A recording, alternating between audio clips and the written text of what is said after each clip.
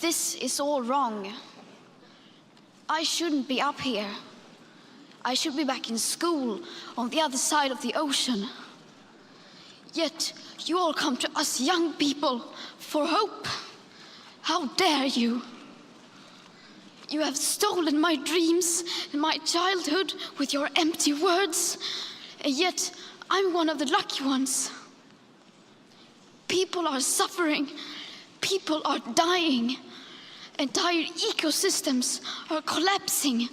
We are in the beginning of a mass extinction, and all you can talk about is money and fairy tales of eternal economic growth. How dare you?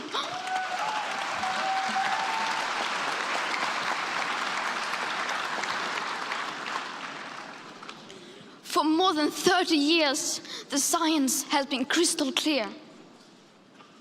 How dare you continue to look away and come here saying that you are doing enough when the politics and solutions needed are still nowhere in sight?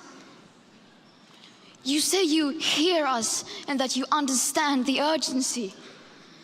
But no matter how sad and angry I am, I do not want to believe that. Because if you really understood the situation and still kept on failing to act, then you would be evil, and that I refuse to believe.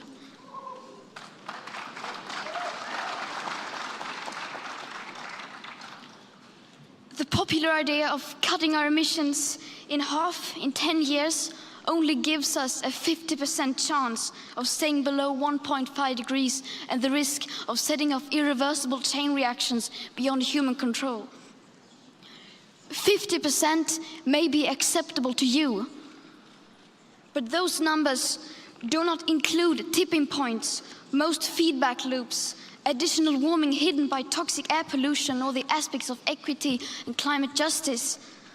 They also rely on my generation sucking hundreds of billions of tons of your CO2 out of the air with technologies that barely exist. So a 50% risk is simply not acceptable to us, we who have to live with the consequences.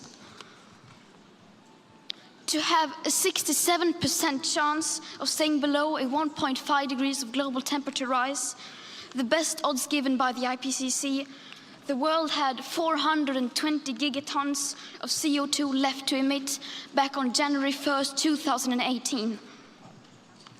Today, that figure is already down to less than 350 gigatons. How dare you pretend that this can be solved with just business as usual and some technical solutions? With today's emissions levels, that remaining CO2 budget will be entirely gone within less than 8.5 years. There will not be any solutions or plans presented in line with these figures here today, because these numbers are too uncomfortable, and you are still not mature enough to tell it like it is. You are failing us. But the young people are starting to understand your betrayal. The eyes of all future generations are upon you. And if you choose to fail us, I say we will never forgive you.